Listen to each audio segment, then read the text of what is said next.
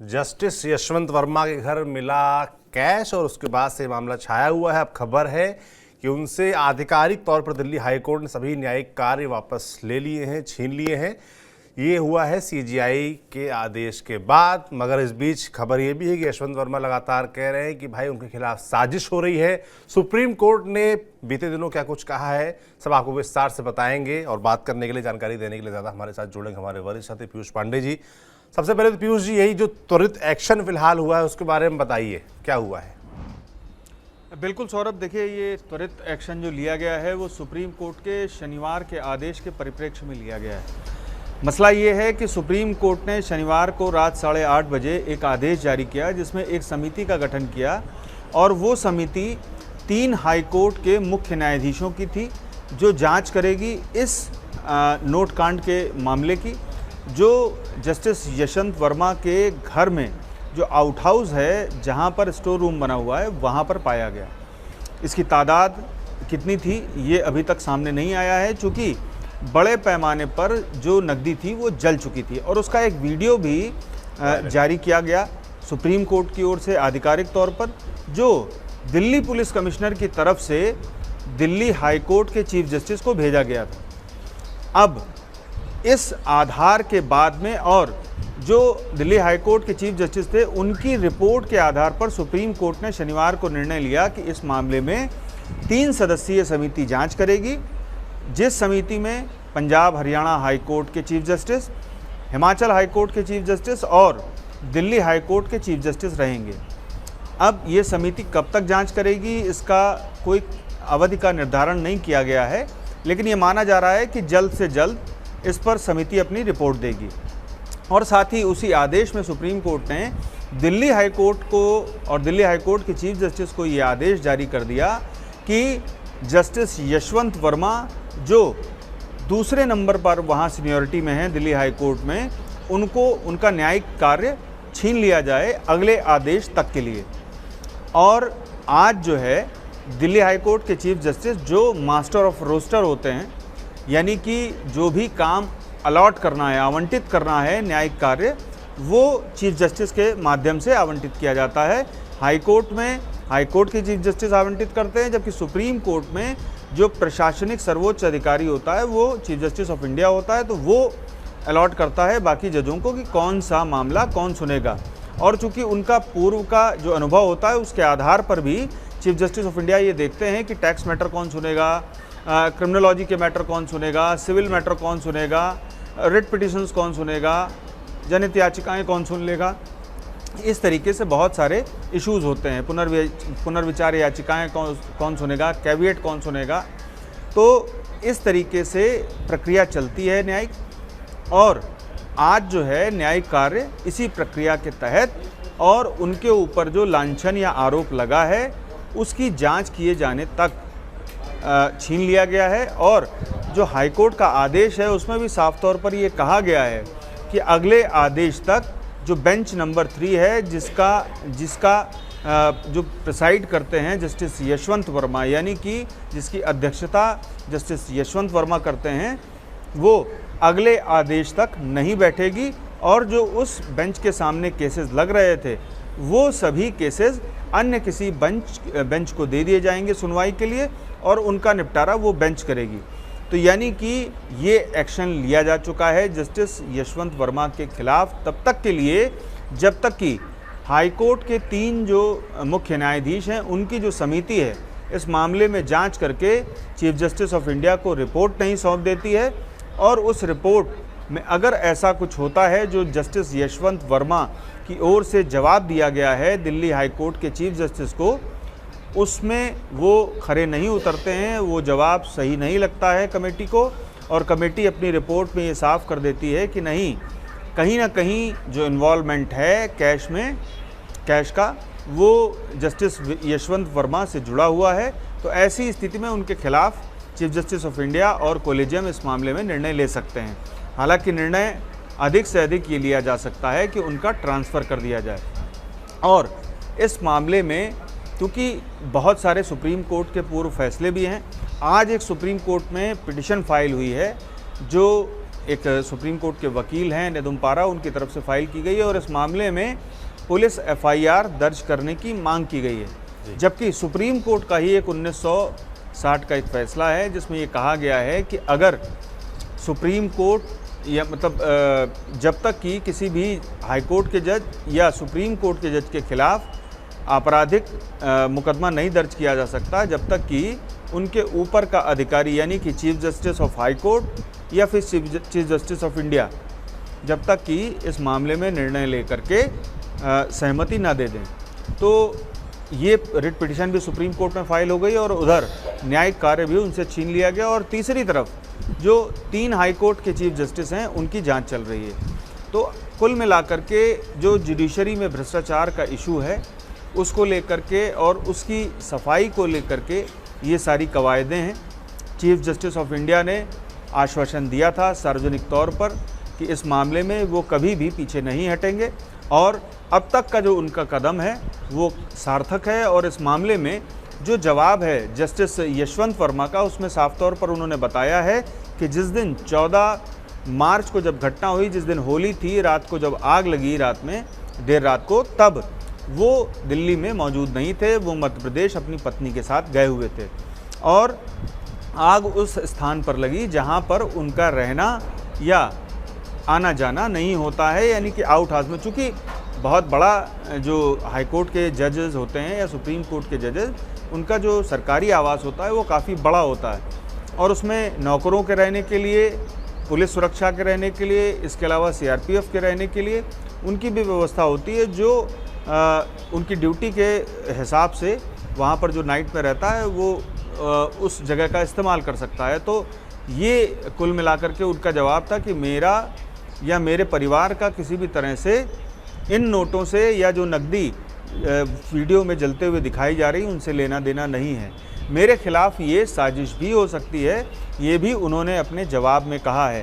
तो जवाब जानने के बाद और chief justice of high court की रिपोर्ट देखने के बाद चीफ जस्टिस ऑफ इंडिया की ओर से ये निर्णय लिया गया था कि 3 हाई कोर्ट के चीफ जस्टिस की जो समिति होगी इस मामले में आगे जांच करके उनको रिपोर्ट सौंपेगी और तब तक के लिए उनका यानी कि जस्टिस यशवंत वर्मा का न्यायिक कार्य छीन लिया जाएगा या न्यायिक कार्य नहीं दिया जाएगा। तो आज उस आदेश की हाई कोर्ट के चीफ जस्टिस ने तामील की है और अब देखना ये होगा कि जो 3 हाई कोर्ट के मुख्य न्यायाधीश हैं उनकी समिति इस मामले में किस तरह से आगे बढ़ती है और उसके बाद क्या रिपोर्ट देती है। चूँकि अहम बात यह है कि सुप्रीम कोर्ट ने ही chief justice of high court की जो रिपोर्ट थी वो सार्वजनिक की। उन्होंने अपनी रिपोर्ट में ये साफ किया कि उनके पास 15 तारीख को सुबह तड़के ये फ़ोन आया दिल्ली पुलिस कमिश्नर का कि ऐसी ऐसी घटना हुई है, कल रात को जस्टिस यशवंत वर्मा के घर में आग लगी, वहाँ आउट हाउस में जो स्टोर रूम है वहाँ पर काफ़ी तादाद में कैश है और जो जला है और उसका फुटेज और वीडियो और फोटोज़, स्टिल फ़ोटोज़ भी chief justice of high court को भेजे गए दिल्ली पुलिस कमिश्नर की तरफ से। और दिल्ली पुलिस कमिश्नर की तरफ से जो वीडियो और फुटेज भेजे गए थे उस पर उन्होंने जस्टिस यशवंत वर्मा से भी बात की और जस्टिस यशवंत वर्मा ने दिल्ली हाई कोर्ट के चीफ जस्टिस के सामने भी ये आशंका जताई कि इस मामले में उनके खिलाफ साजिश हो सकती है। वो अपने घर में नहीं थे और वो अपनी पत्नी के साथ मध्य प्रदेश गए हुए थे। हालांकि उनकी बेटी और उनकी जो माँ हैं वो यहाँ पर थीं और उन्होंने अपने जवाब में ये भी कहा जस्टिस यशवंत वर्मा ने कि जब आग लगी उसके बाद उनको उस स्थान से दूर जाने के लिए भी कहा गया था। तो अब कुल मिलाकर के यहाँ पर बड़ा डाइसी सी सिचुएशन है और ये भी कहा जा सकता है कि ये एक साजिश भी हो सकती है और ये भी संभावना जताई जा सकती है कि ये पैसा कहीं ना कहीं लिंक हो जस्टिस यशवंत वर्मा से। लेकिन जब तक कि 3 हाई कोर्ट के चीफ जस्टिस की रिपोर्ट नहीं आ जाती इस मामले में थोड़ा संयम से काम लेना होगा, भले ही वो मीडिया हो और या फिर एक सामान्य व्यक्ति। चूँकि जब तक कि गिल्टी प्रूव नहीं हो जाती तब तक तो भारत का संविधान भी किसी को अपराधी नहीं मानता है। जी सौरभ। बिल्कुल। काफ़ी कुछ चल रहा है इस मामले में, मैं देख रहा हूँ सोशल मीडिया पर भी। और आपने जैसा कि बताया कि जस्टिस यशवंत वर्मा की तरफ से कहा गया है कि उनके खिलाफ साजिश है, वो घर पर नहीं थे, जो आपने पूरी कहानी बताई। और इस बीच जो जांच के लिए समिति बनाई गई है वो तो है ही है, पर लोगों का रिएक्शन मैं देख रहा हूँ इस पूरे मामले पे पीयूष जी कि वो त्वरित कार्रवाई चाहते हैं। वो कहते हैं कि भाई किसी सामान्य कर्मचारी के यहाँ, सामान्य इंसान के यहाँ इतना कैश मिल जाता तो उसके खिलाफ तो सख्त कार्रवाई हुई होती, वो जेल चला गया होता और तमाम मीडिया ट्रायल और तमाम तरह के ट्रायल चल रहे होते। तो इस बीच मैं ये समझना चाहता हूँ कि इस मामले में जो समिति बनी है, ये पूरी जो जांच चल रही है, ये इसमें कितना और वक्त लग सकता है? मैं आपकी बात एक लाइन में स्पष्ट कर देता हूं। आप ये जानना चाहते हैं कि आखिर इस मामले में एफआईआर क्यों नहीं हुई और एक कमेटी क्यों बिठा दी गई, और वो कमेटी अगर जांच कर भी लेगी तो आगे एक्शन क्या होगा और कितने समय में होगा। बिल्कुल। तो मसला ये है कि हाईकोर्ट के और सुप्रीम कोर्ट के जजों को इम्यूनिटी दी गई है, प्रतिरक्षा दी गई है। और प्रतिरक्षा वो इसलिए दी गई है कि उनके पास बड़े अहम मामले आते हैं। अहम मामले देखिए, अब 2G स्पेक्ट्रम का मामला था। अहम मामले आप देखिए कि पूर्व मंत्री के बेटे का मामला सुप्रीम कोर्ट पहुंचा, हाई कोर्ट पहुंचा, लोअर कोर्ट भी पहुंचा, ट्रायल चल रहा है।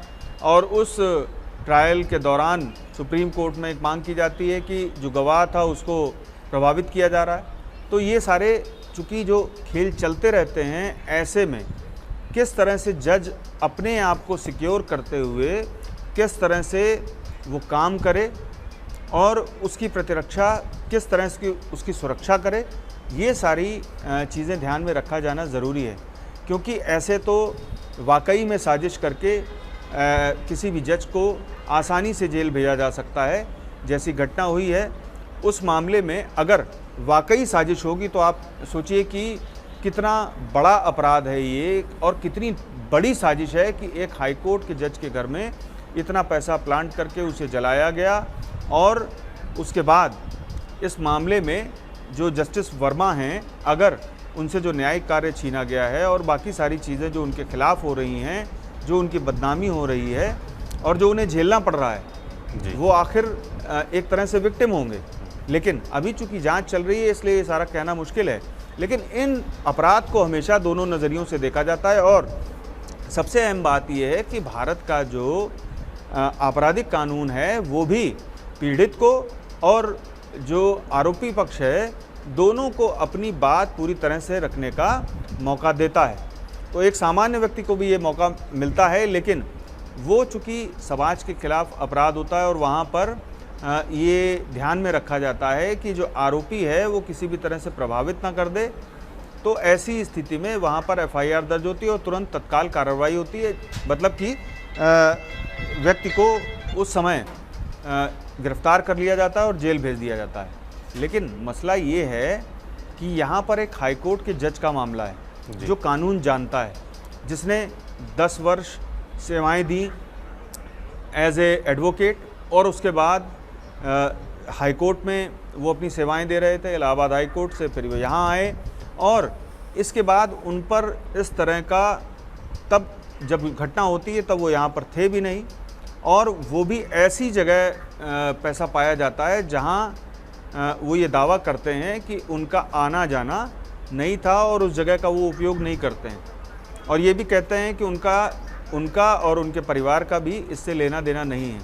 तो ऐसी स्थिति में अगर प्रतिरक्षा नहीं होती तो पहले एफआईआर होती, गिरफ्तारी होती और उन्हें जेल भेज दिया जाता, और बाद में अगर ये निकल के आता कि ये साजिश थी, तो फिर एक जो जस्टिस है जो खुद न्याय देने की क्षमता रखता है, उसको अगर ये प्रतिरक्षा नहीं मिलेगी तो आखिर ऐसी साजिशों को कैसे नाकाम किया जा सकेगा।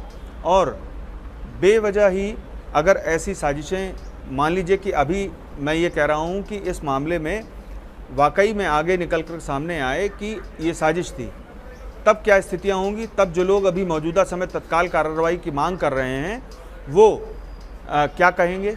क्या वो जस्टिस वर्मा को वो समय वापस दे पाएंगे? मैं ये जानता हूँ कि उन्हें एक सामान्य व्यक्ति की तरह गिरफ्तार करके इसलिए नहीं भेजा जाता है जेल में, या तत्काल ये नहीं मान लिया जाता है कि उनकी ओर से क्राइम किया गया है, क्योंकि वो स्थिति स्पष्ट नहीं है। और अगर कोई जस्टिस मान लीजिए कि सार्वजनिक तौर पर किसी को गोली मार दे जाके और उसके बाद इस तरह की प्रतिरक्षा नहीं होगी, चूँकि इस मामले में चीफ जस्टिस ऑफ इंडिया खुद सहमति देंगे कि हाँ इस मामले में मुकदमा दर्ज कर लिया जाए। और ये चूँकि भ्रष्टाचार का मामला है और ऐसे भ्रष्टाचार के मामले में ये देखा जाना ज़रूरी है कि जो जस्टिस वर्मा कह रहे हैं वो सही है या नहीं सही है, और अगर नहीं सही है तो फिर उनके खिलाफ क्या एक्शन लिया जाएगा ये चीफ जस्टिस ऑफ इंडिया तय करेंगे। ये कॉन्स्टिट्यूशनल पोस्ट है, संवैधानिक पोस्ट है, तो हर एक आम आदमी ये चाहता है कि उसका ट्रीटमेंट, उसको जो ट्रीटमेंट मिलता है वो सभी संवैधानिक प्राधिकारों को मिले। तो ये संभव नहीं है जी। समानता का अधिकार इस देश में है, लेकिन प्रतिरक्षा इसीलिए दी गई है ताकि जो लोग न्याय कर रहे हैं, प्रतिरक्षा सिर्फ जस्टिसेस को नहीं मिली हुई है, राष्ट्रपति को भी मिली हुई है और ऐसी प्रतिरक्षा मिली हुई है कि उसकी कोई सीमा नहीं है। तो प्रतिरक्षा देने की वजह सिर्फ ये है कि इतने बड़े पदों पर लोग जो बैठे हुए हैं उनके खिलाफ कॉन्स्पिरेसी की जाती है, और ऐसा तमाम मामलों में और दुनिया भर में सामने आया है, और यही वजह है कि प्रतिरक्षा दी गई है। लेकिन प्रतिरक्षा की भी एक सीमा है और वो सीमा तय करते हैं चीफ जस्टिस ऑफ इंडिया और कॉलेजियम।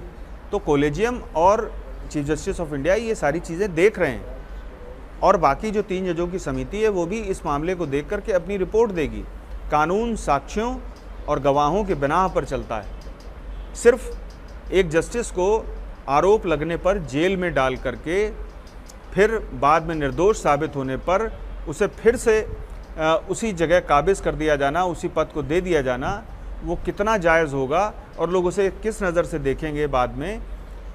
और बिल्कुल मसला ये है कि अगर मान लीजिए जेल भेजने की अगर क्षमता कानून में होती तो एक जज जिसने तमाम लोगों को जेल भेजा है वो जेल अगर जाएगा तो क्या वो जेल में सुरक्षित रहेगा? ऐसी तमाम जो विषय हैं उन पर विचार करने के बाद जस्टिसेस को प्रतिरक्षा दी गई है।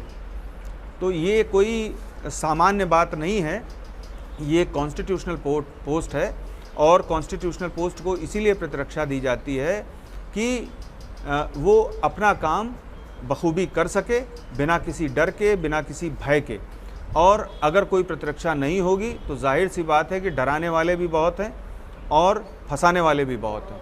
तो ये सारी चीज़ें ध्यान में रखकर ही कि प्रतिरक्षा दी गई है। लेकिन जो प्राधिकार है, यानी कि उनके ऊपर का जो प्राधिकार है, यानी कि chief justice of high court हैं, दिल्ली हाई कोर्ट, और चीफ जस्टिस ऑफ इंडिया हैं, और बाकी 5 सदस्य हैं, जो टोटल 5 सदस्य हैं कोलेजियम के, वो खुद भी चिंतित हैं जो छवि है न्यायपालिका की वो किसी भी तरह से धूमिल ना हो, क्योंकि इतना आसान नहीं होता किसी का हाई कोर्ट जस्टिस बन जाना या किसी का सुप्रीम कोर्ट का जस्टिस बन जाना, क्योंकि उन्हें सघन परिश्रम भी करना पड़ता है, कानून भी देखना पड़ता है और सारी चुनौतियों से निपटना पड़ता है। तो ये सारी चीज़ें ध्यान में रख कर के ये प्रतिरक्षा दी गई है, और आम लोगों का जो बात उनकी ओर से कही जा रही है या जो मांग की जा रही है कि तत्काल न्याय होना चाहिए, वो एक जायज़ बात है कि हाँ मामला कोई भी हो न्याय तत्काल मिलना चाहिए। लेकिन आप जानते हैं कि जो प्रक्रिया है वो थोड़ी सी लंबी है, और साधारण जो सामान्य लोगों के केसेस भी होते हैं वो काफ़ी लंबित रहते हैं, क्योंकि मौका दोनों तरफ दिया जाता है हमारे भारतीय आपराधिक कानून में, और दोनों तरफ यानी कि पीड़ित को और आरोपी को भी। तो ऐसा नहीं है कि उनको सज़ा सुना दी जाती है, तत्काल किसी को सज़ा नहीं सुनाई जाती है, उसका भी पूरा पक्ष सुना जाता है। तो ये व्यवस्था है, और इस व्यवस्था को जिस तरीके से चलना चाहिए वो उसी तरीके से चल रही है। अगर इस मामले में दिल्ली हाई कोर्ट के जो तीनों हाई कोर्ट हैं उनके चीफ जस्टिस की समिति रिपोर्ट देगी कोलेजियम को, तो फिर उसके आगे की जो कार्रवाई है वो की जाएगी। जी सौरभ। बिल्कुल, बहुत अच्छे से आपने समझा दिया पूरा विषय। पीयूष जी बहुत बहुत धन्यवाद आपका। बाकी इस पूरे मसले पर हमारी नज़र बनी हुई है, 3 जजों की जो समिति बनी है जांच के लिए, उसकी तरफ से क्या रिपोर्ट पेश की जाती है। जो यशवंत वर्मा लगातार कह रहे हैं कि उनके खिलाफ साजिश की गई है, वो बात कितनी सही है गलत है, ये सब रिपोर्ट में सामने आएगा, और उसके बाद आगे की कार्रवाई होगी। जो भी होता है हम नज़र रखेंगे, आप तक ज़रूर पहुँचाएंगे। आप देखते रहिए TV9 डिजिटल। शुक्रिया।